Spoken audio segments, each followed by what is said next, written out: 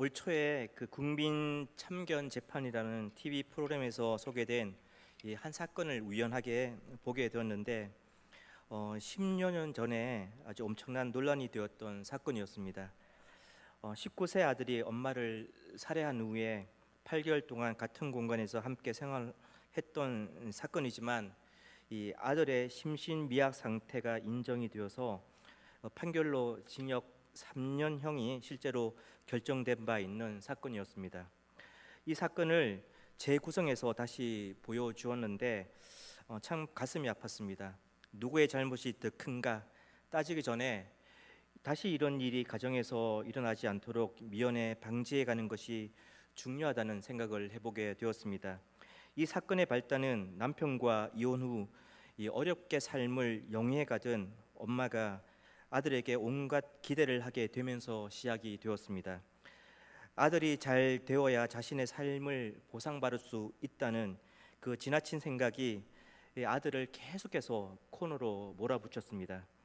아들은 열심히 해도 칭찬 한번 받지 못하고 오히려 성적이 떨어질 때마다 엄마에게 심한 매질을 당하곤 했었습니다. 그러자 이 불안이 마음을 떠나지 않았고 결국 성적을 위조하기에 이르렀습니다.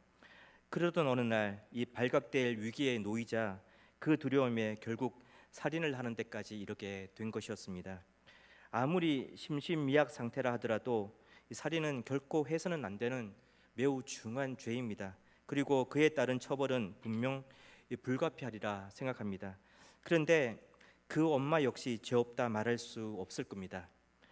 저는 이 사건을 보면서 여러 생각이 들었는데 그중 하나가 이 심리학의 거장인 칼 융이라는 사람이 말한 아이가 짊어져야 할 가장 큰 짐은 부모의 못다 산 인생이다라는 말이었습니다. 그러니까 부모는 자신이 못다 산 인생을 아이에게 대신 살도록 한다라는 말이겠죠.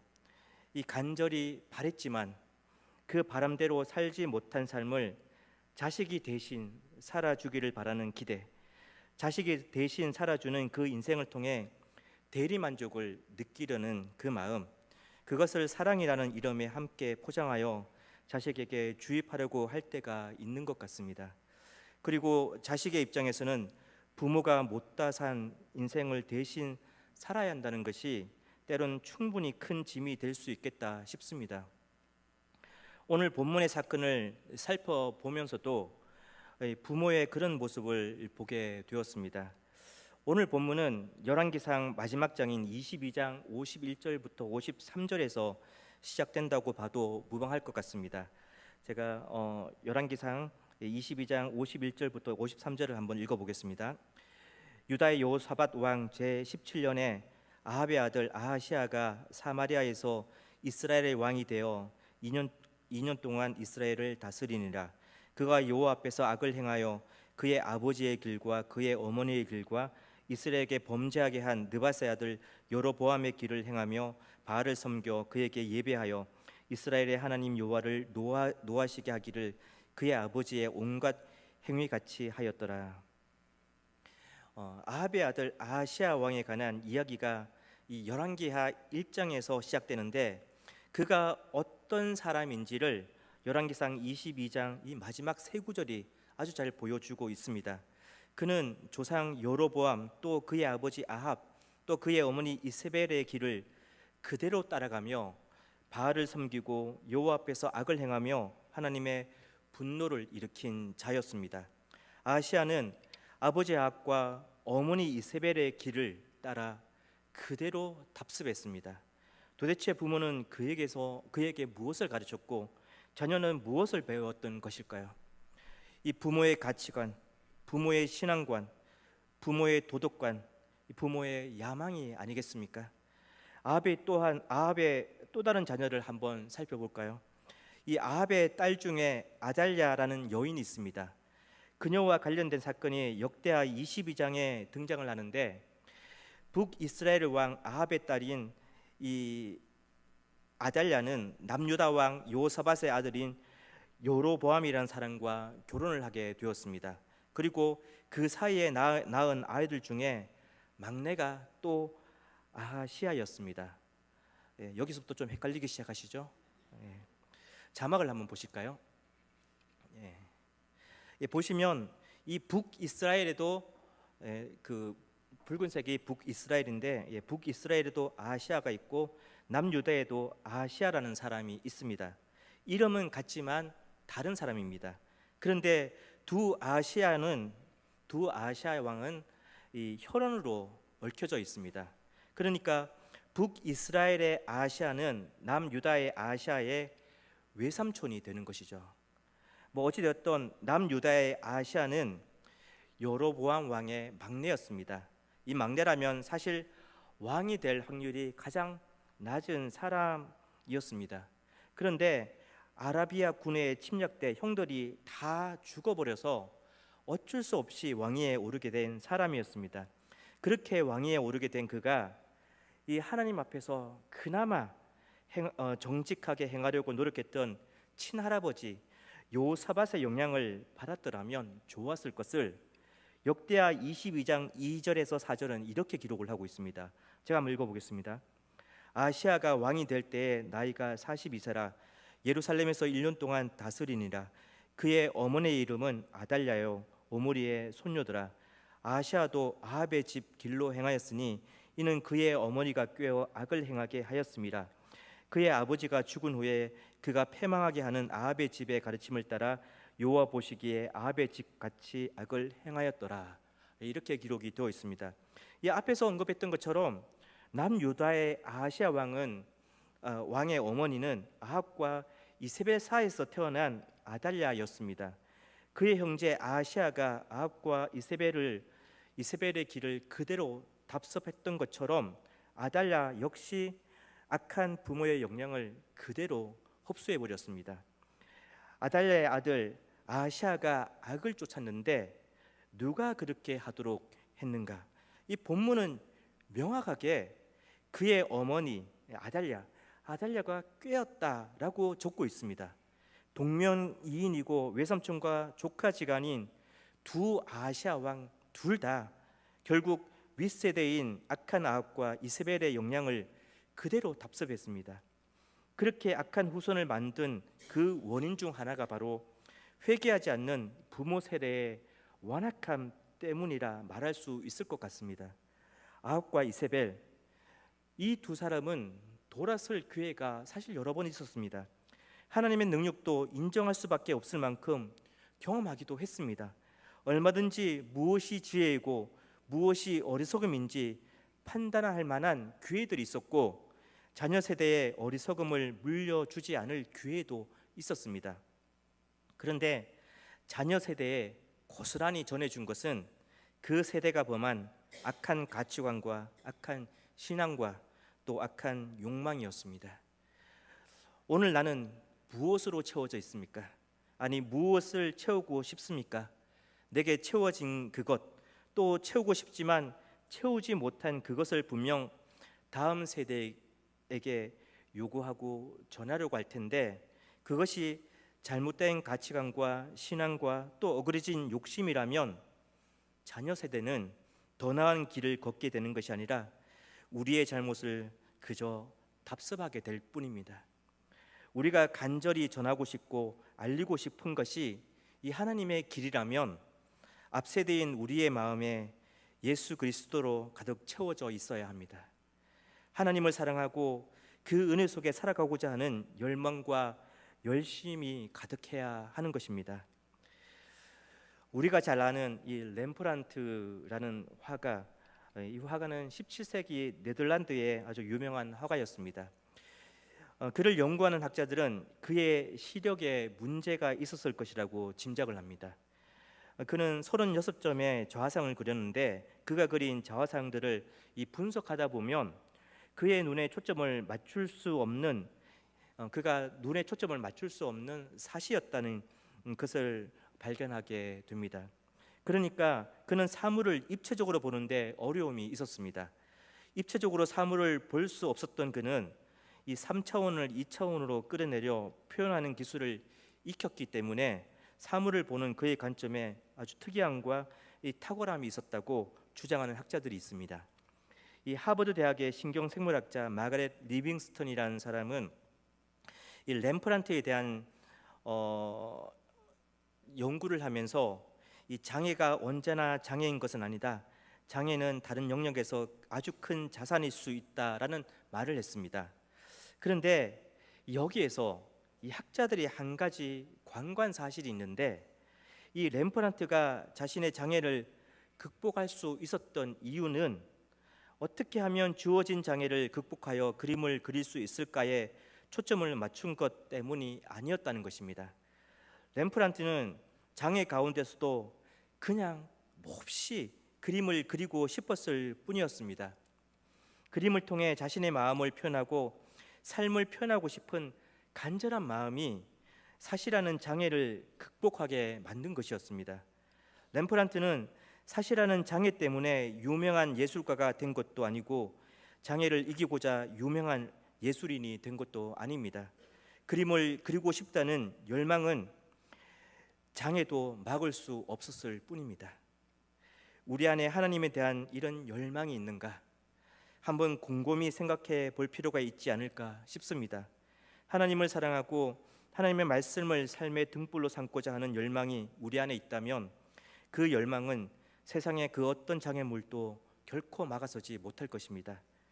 그런 하나님에 대한 열망, 그런 열심이 나날이 커져가고 그 거룩한 열망과 열심이 다음 세대에게 아름다운 유산으로 물려지는 은혜가 있기를 간절히 축복합니다. 이제 오늘 본문은 이 북이스라엘의 아하시야, 그러니까 이 아합과 이세벨의 아들인 아하시야에 대한 어떤 한 사건을 그리고 있는데, 이 사건을 통해서 우리에게 주는 교훈은 무엇인가 하는 것들을 한번 생각해 보겠습니다. 아합이 죽자마자 왕위를 이어받은 아하시야가 처음 직면한 상황은 이 모압의 반역이었습니다. 모압은 다윗 시대 이래로 이스라엘의 속국이었지만 아합이 죽고 그의 아들 아하시야가 왕위를 계승하자 이스라엘을 배반했습니다. 이런 현실이 알려주고 있는 것은 그만큼 이제 이스라엘의 세력이 약해져가고 있다는 그런 뜻일 겁니다. 그런데 엎친 데 덮친 격으로 이 아하시야는 생각지 못한 부상을 입고 말았습니다. 이 사마리아에 있는 다락방 난간에서 떨어져서 크게 다친 것이었습니다. 글쎄요, 이 아하시야는 너무 크게 다쳐서 회복이 쉽지 않다고 생각을 했던 건지, 아니면 평소에도 조금만 다치면 신에게 물어보는 것이 습관화되어 있었던 것인지 정확히 알 수는 없지만, 이 사절단들을 이 에그론에 보내면서 에그론의 신 바알세붑에게 자신이 나올 수 있는지 물어보라고 했습니다. 이때 바알세붑은 주 소요주라는 뜻의 이 바알과 파리 또 혹은 날벌레를 뜻하는 이 세붑이 결합된 단어입니다. 파리의 주라는 뜻입니다. 그러니까 바알세붑은 파리 형성으로 만들어진 우상인데, 당시 풍토병을 옮기는 파리로부터 질병을 막아주는 존재로 믿었습니다. 이런 바알세붑은 이 블레셋에서의 5대 성읍 가운데 최북단에 위치한 에그론이라는 도시 사람들이 섬기던 우상 신이었습니다. 어려울 때 무엇을 찾는지를 보면 그 사람의 영적인 상태를 좀 더 명확히 들여다볼 수 있는데, 지금 아시아의 내면은 우상 숭배와 매우 긴밀하게 연결되어 있음을 알 수 있습니다. 우리는 어려울 때 무엇을 먼저 찾습니까? 나의 지식입니까? 다른 사람들의 조언입니까? 아니면 물질이나 정보입니까? 아니면 하나님입니까? 어려울 때 가장 먼저 다가가는 것이 어쩌면 우리가 가장 의지하고 있는 것인지도 모릅니다. 그리고 그것이 우상으로 발전될 가능성이 가장 높은 것이기도 합니다. 아시아는 우상 숭배에 깊이 빠져 있었습니다. 다른 말로 표현하면 그의 영적 상태는 매우 황폐화되어 있었습니다. 이때 하나님의 사자가 엘리야에게 나타나 이런 말을 했습니다. 3절에서 4절입니다. 여호와의 사자가 디셉 사람 엘리야에게 이르되 너는 일어나 올라가서 사마리아 왕의 사자를 만나 그에게 이르기를 이스라엘에 하나님이 없어서 너희가 에그론의 신 바알세붑에게 물으러 가느냐? 그러므로 여호와의 말씀이 내가 올라간 침상에서 내려오지 못할지라 내가 반드시 죽으리라 하셨다 하라. 엘리야가 이에 가니라. 이 하나님의 사자가 엘리야에게 나타나 에그론의 바알 세보백에 가는 사절단에게 이스라엘에 하나님이 계시는데 에그론의 신 바알 세보백에 물으러 가다니 이 아하시아는 누워 있는 그 병상에서 다시 일어나지 못하는 채 죽고 말 것이다 라는 메시지를 전하라고 하셨습니다. 그리고 엘리야는 그대로 전했습니다. 사실 아하시아 입장에서는 우연히 사고를 당했다 하더라도 그 우연은 하나님께서 사용하시는 우연이라 말할 수 있을 것 같습니다. 하나님은 우연이라 생각하는 그 사고를 통해서라도 기회를 주려고 하시지 않았겠습니까? 회개하고 돌아설 수 있는 기회를 말입니다. 이스라엘에 하나님이 계셨습니다. 그 하나님은 모든 백성이 보는 앞에서 바알이 거짓된 신임을 드러내셨고 하나님 당신만이 참된 신이심을 명확히 보여주셨습니다. 하나님을 대적하던 아합은 결국 하나님의 사람 미가의 예언대로 죽임을 당하고 말았습니다. 아시아가 병중에 조금만 눈을 돌려 과거를 되짚어 보았더라면 사고를 당한 사건 속에서 말씀하고 계시는 그 하나님을 한번 생각해 볼 수 있지 않았을까 싶습니다. 그러나 아시아는 어리석게도 하나님의 메시지를 읽지 못했습니다. 하나님은 기회를 주어도 들으려고도 하지 않고 돌아서려는 움직임도 전혀 없는 이 완악한 아시아의 목숨을 거두기로 결정하셨습니다. 생명은 철저하게 하나님께 달려 있습니다. 하나님께서 거둬가시면 세상 그 누구도 거부할 수 없습니다. 그 말은 하나님께서 주신 이 세상에서의 시간, 생명은 다 의미가 있다는 뜻이기도 합니다. 이처럼 하나님은 모든 생명을 귀히 여기시고 살아가는 우리의 시간에 다 의미를 부여하고 계십니다. 그래서 우리는 살아있는 모든 시간을 다 소중히 여기고 하나님 안에서 시간과 생명의 의미 또 가치를 계속 찾아가야 하는 것입니다. 어떤 상황이든 어떤 형편이든 의미 없는 시간이란 없고 하나님께서 사용하실 수 없는 시간도 없습니다. 우리에게 주어진 생명이 하나님의 은혜로 주어진 것임을 믿고 우리에게 주어진 시간이 하나님의 사명으로 주어진 시간임을 믿는다면 하나님의 손과 발로 쓰임받기 위해 기꺼이 하나님께 우리를 내어드리는 것이 마땅한 태도입니다. 그렇게 하루하루의 생명과 시간을 귀히 여기고 또 감사히 여기고 주어진 그 시간 속에서 하나님께 잘 쓰임받을 수 있도록 하나님께 기꺼이 자신을 내어드리는 우리 성도님들 되시기를 소망합니다. 엘리야를 만난 사절단은 즉시 아하시아에게로 돌아갔습니다. 그리고 생각보다 빨리 돌아온 이 사절단에게 아하시아는 왜 벌써 돌아왔느냐고 물었습니다. 그러자 사절단은 엘리야가 왕에게 전하라고 한 이야기를 그대로 다 전해 주었습니다. 놀라기도 하고 황당하기도 하지 않았을까 싶습니다. 그러자 아하시아는 그 이야기를 한 사람이 어떻게 생겼는지 물었습니다. 사절단이 털이 많고 허리에는 가죽띠를 메고 있었다는 정도만 이야기를 했었는데 아하시아는 그 메시지를 전한 사람이 엘리야인 것을 금방 알아차렸습니다. 그리고 예언을 한 사람이 엘리야라는 확신이 든 순간 아마도 온몸에 전율이 흐르지 않았을까 싶습니다. 이전에 이 갈매산에서 바알의 선지자들을 철저하게 패배시킨 이 하나님의 선지자, 또 아버지 아합의 죽음을 예언한 선지자, 바로 그가 이 본인의 죽음을 또 예언했으니 이 아하시아는 얼마나 섬뜩했겠습니까? 그렇다면 그때 정신을 차렸어야 했습니다. 회개하고 돌이킬 또 한 번의 기회였습니다. 그런데 아하시아는 아버지 아합의 악한 모습을 그대로 닮았습니다. 회개는커녕 두려움을 이겨낼 방안으로 또다시 엉뚱한 짓을 꾸몄습니다. 아하시아는 그의 부하 50부장과 이 무장한 군인 50명을 엘리야에게 보냈습니다. 무슨 뜻이겠습니까? 잡아서 처벌하겠다는 뜻이겠죠. 어떻게 하면 살 수 있을지, 어떻게 하면 나을 수 있을지 이 엘리야에게 조언을 구하러 가기는커녕 오히려 죽음을 예언한 엘리야를 잡아 처벌하려고 했습니다. 단순한 분노 때문이었을까요? 아니면 엘리야만 죽이면 살 수 있을 것 같다고 생각했던 것일까요? 참으로 완악한 모습이 아닐 수 없습니다. 그때 어떤 일이 벌어졌는지 10절이 적고 있는데 한번 보겠습니다. 엘리야가 50부장에게 대답하여 이르되 내가 만일 하나님의 사람이면 불이 하늘에서 내려와 너와 너의 50명을 살을지로다 하매 불이 곧 하늘에서 내려와 그와 그의 군사 50명을 살랐더라. 불이 하늘에서 내려와 군사들을 다 태워버렸습니다. 엘리야가 하나님의 사람임이 또 한 번 증명된 사건이었습니다. 이쯤 되면 아무리 완악한 아하시아라 하더라도 이제는 인정해야 하지 않았을까요? 그런데 또 다시 똑같이 50부장과 군사 50명을 엘리야를 잡으러 보냈습니다. 그러자 또 하늘에서 불이 내려와 그들을 다 태워버렸습니다. 그러자 아하시아는 세 번째 50부장과 군사 50명을 보냈습니다.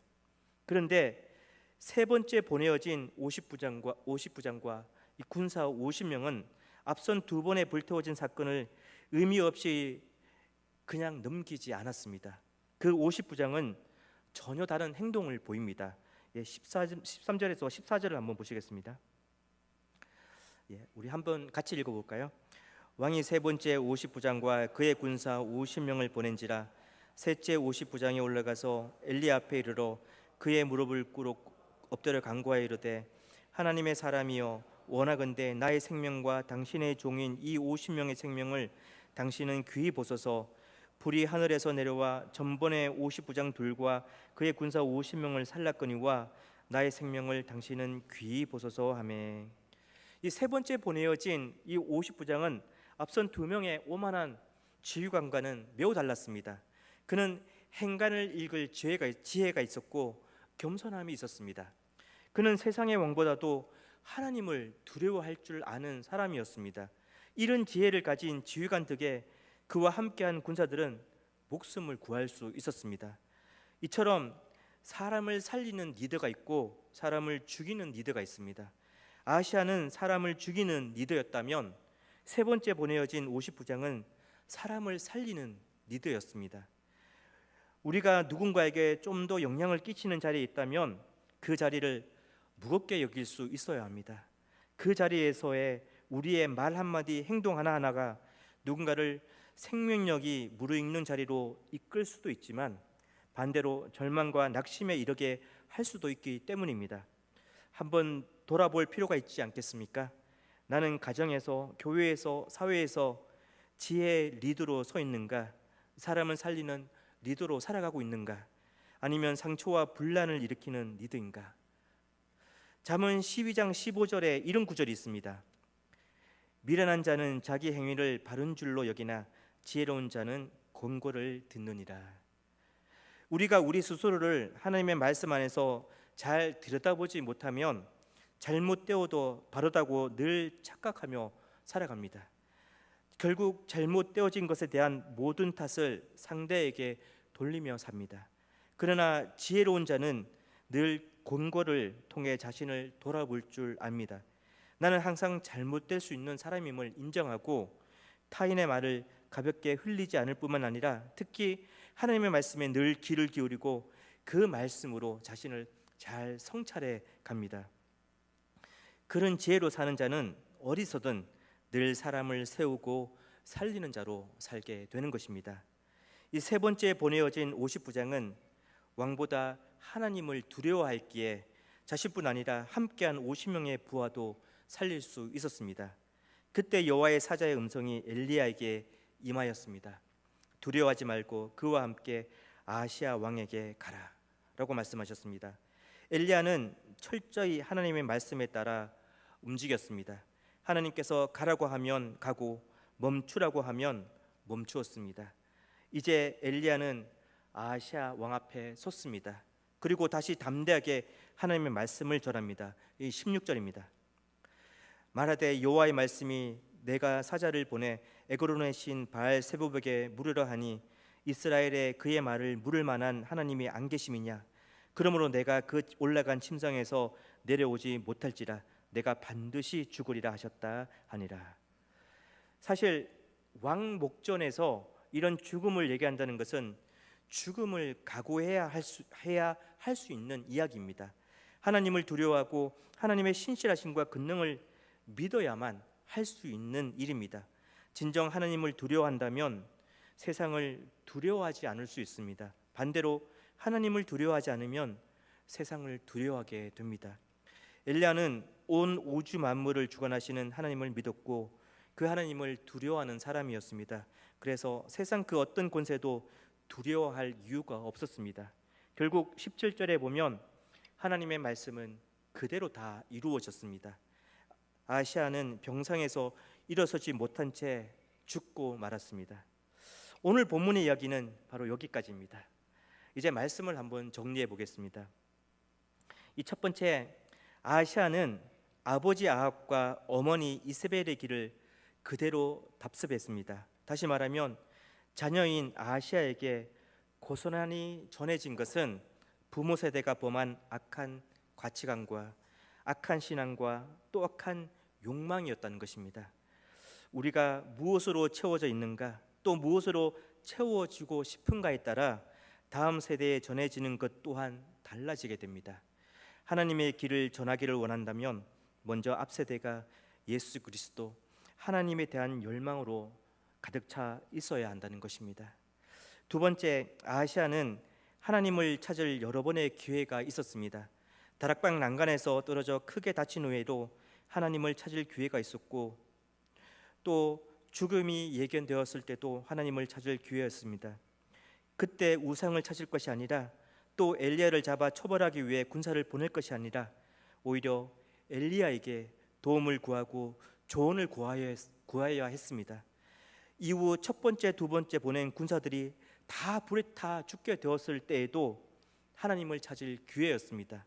그런데 완악한 그는 모든 기회를 다 놓쳐버리고 말았습니다. 그런 그에게 남은 것은 죽음뿐이었습니다. 우리에게 주어진 시간은 하나님을 찾을 기회이고 하나님과 아름다운 관계를 맺어갈 기회입니다. 우리 인생은 그런 하나님의 가치와 의미로 충만하게 쌓여 있습니다. 그렇게 하나님의 손에 달린 생명과 시간을 우리는 결코 가볍게 다루면 안 될 것입니다.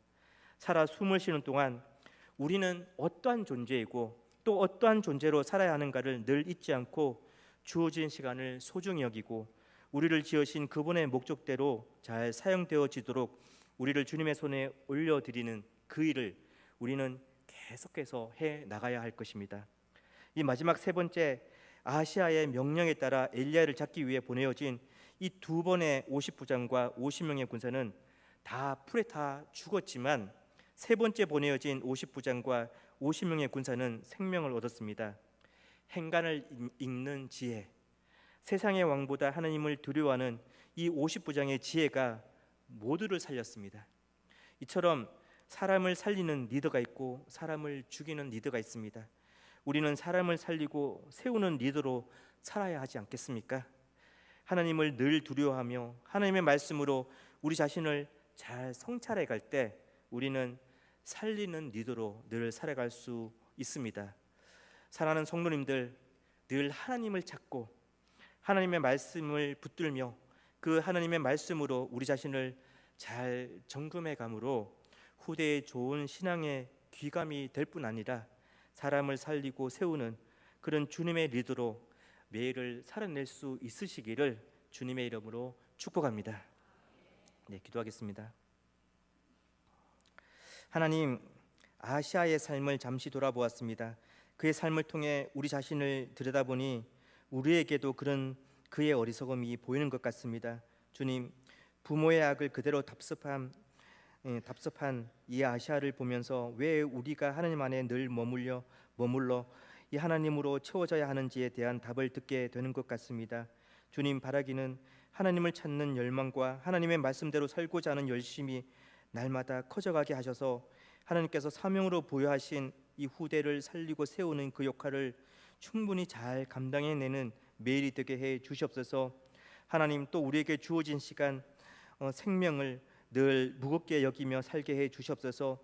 하나님께서 모든 시간에 의미를 담아 두셨다면 우리도 살아 숨을 쉬는 동안 그 시간의 의미와 가치를 이 하나님의 시각에서 바라보고 하나님께 지혜를 구하며 사용하게 해 주시옵소서. 그래서 늘 하나님의 손과 발로 아름답게 쓰임 받는 인생 또 시간이 되게 해 주시옵소서. 우리 인생길의 참된 리더요 또 참된 의미가 되신 주님의 손만 꼭 붙잡고 사는 하루하루의 삶이 되기를 간절히 소망하며 예수님의 이름으로 기도합니다. 아멘.